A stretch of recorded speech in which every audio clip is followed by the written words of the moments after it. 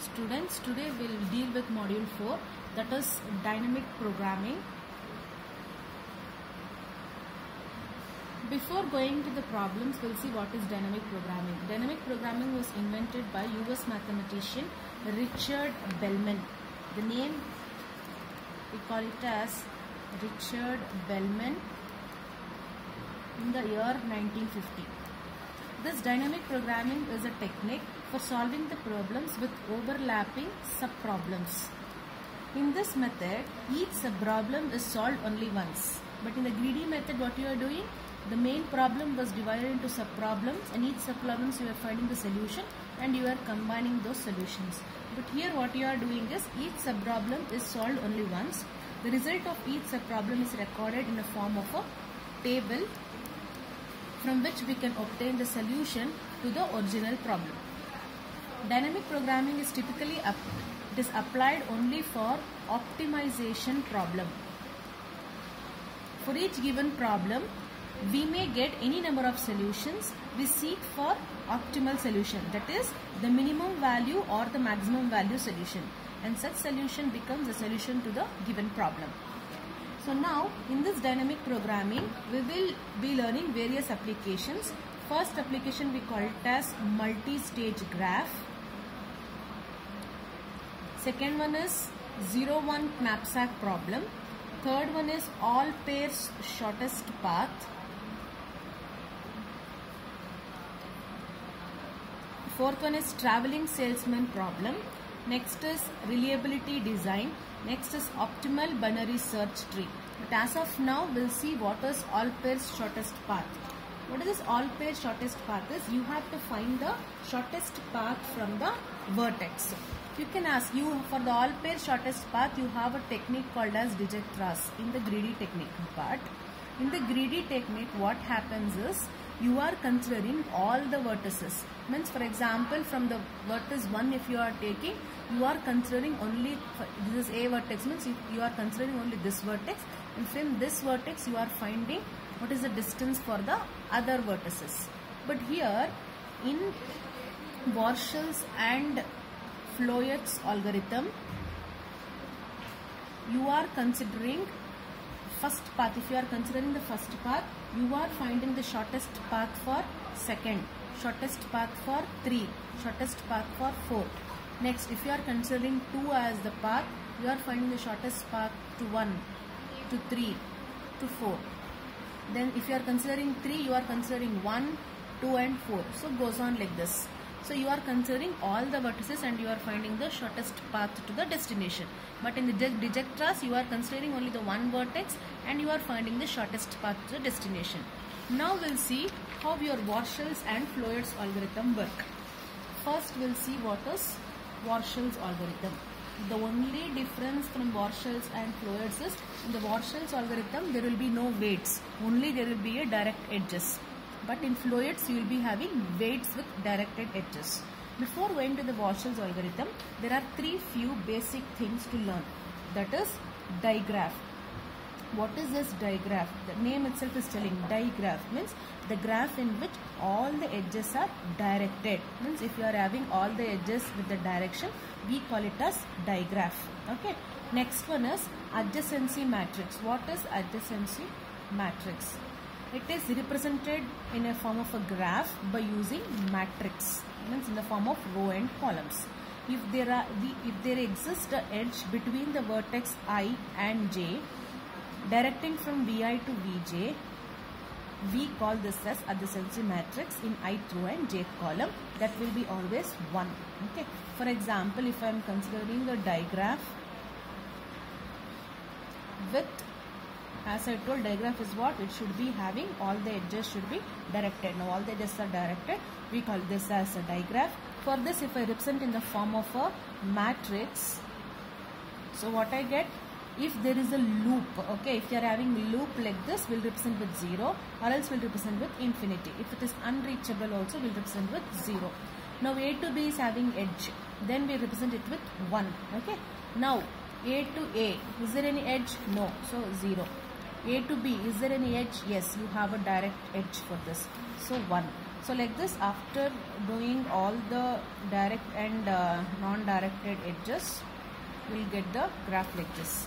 So if I consider this, for example, B and D, so we call this as no edge, means there is no direct connected to the other vertices. So we call this as no edge from B to D. So the value will be 0. If I take this, it is having an edge from C to D. C to D. It is having edge from C to D. Next, third one is transitive closure. What is this transitive closure is? It is basically a Boolean matrix where it is represented in the form of 0 and 1 values, in which the existence of the directed paths of arbitrary lengths between vertices will be mentioned. For the same graph, if I represent this with matrix, then what happens? For example, if it is like this, then we call this as it is having path from what? B. It is having path from B to C to D. So we call it as path from B to C to D. Same as this, we call it as what? Path from where we have this path from? Initially starting from D to where and all it is going? A, B, C and D. So A, B, C, D. So we call this as a path, and this we call it as direct path. Okay, so these are some of the basic concepts. Now we'll solve the problem. You will come to know how the Warshall's algorithm works. So we have an example problem. Let us consider a graph, a digraph where it is connected with all the edges like this. So what you have to do is, in the first step, you have to consider this as R0. Okay, so represent this with R0 and write the matrix for this. So you can name it as A, B, C, D, it's fine, or it is 1, 2, 3, 4 also, it is fine. So as I am having A, B, C, D, I'll name it as A, B, C, D, A, B, C, D. What you have to write, same thing as I shown in the adjacency matrix, you have to write the adjacency matrix for this. Is A to A is having any direct edge? No. So 0. A to B, yes, it is having direct edge, so represent it as 1. A to C, yes, it is having 1. A to D, no edge, so represent it with 0. Next, B to A, it is having any edge? No, 0. Next, no. Next, B to C, yet, yes, it is having the edge, so 1. B to D, it is having edge? No. So represent it with 0. So same thing, after you represent this, the matrix will look like this. This is the first R0 matrix what you are getting. So what you have to consider here is, for finding the next R1 matrix, you have to consider first row and first column. So what you have to do is, take R1 and write like this. As I told you, for forming R1 matrix, you have to consider this first row and first column. So what you have to do is, R1, whatever you have got, the first row and first column, write as it is. That is a technique. Okay, 0. From this I will derive the formula and show you at the last. Okay, 0, and what is this? 001. So 001. So write down first row and first column for the R1 matrix as it is. Next, what you have to do is, you have to apply OR gate strategy. What is that OR gate strategy?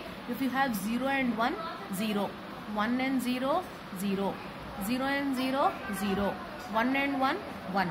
Means, see here. If I want, now I have to fill this place, correct? This place means I have to consider here B and this B. Means where I have put the column here, first row and first column, multiply that. What is B is having now? 0.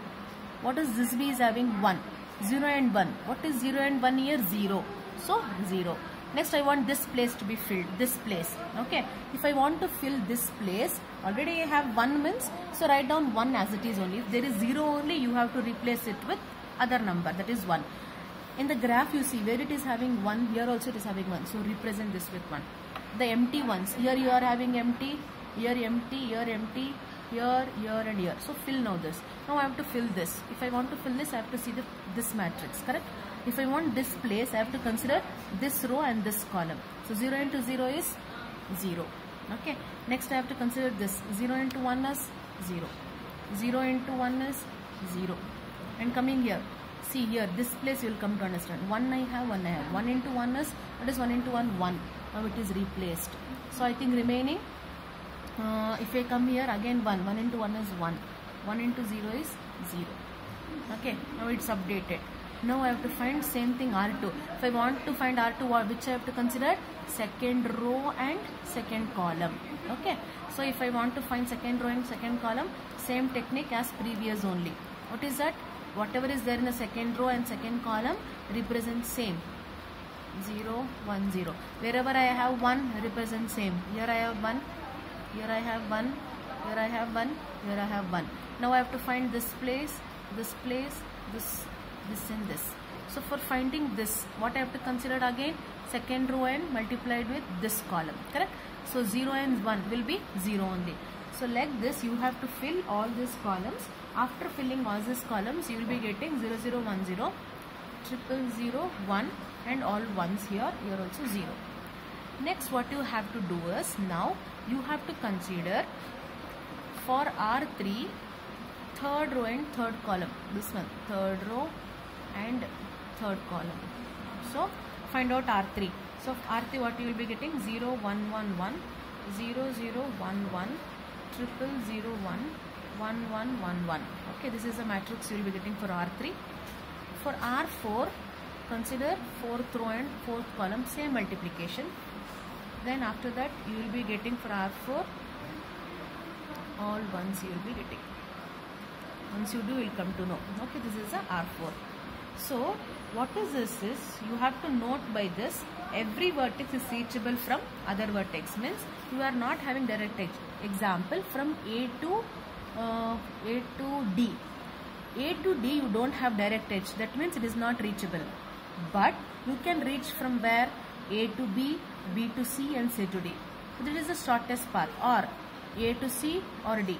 This is the shortest path.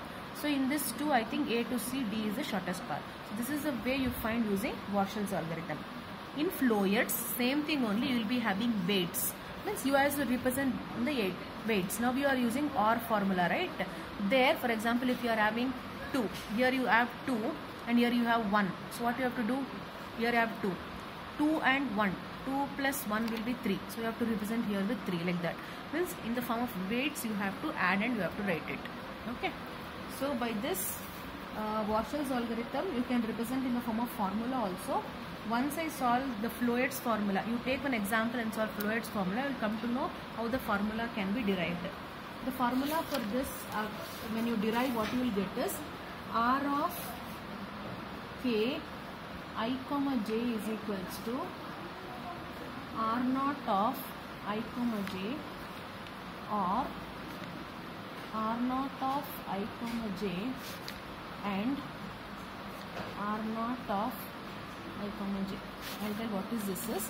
If you want to find the first one, correct? If you are finding the first one, what you are doing? You are taking the previous one edge, that is first row and first column, and you are taking this, this and this, and you are adding or multiplying it. So for this you are using OR here. Okay, either this will be lesser or greater than this sum. Okay, if this is greater, then what you are doing? You are representing it with 1. If it is lesser, then you are representing it with 0. When you come for weights, what happens? Again, if you are having R naught of ij as 2, and if you multiply this 5 plus 2, it is 7, means 2 is lesser weight. So what you will do? 2 is less than 7. You will represent it with 2 only. That is the fluids method how you have to do. So I think you have understood all the 4 steps. So go through this. Thank you.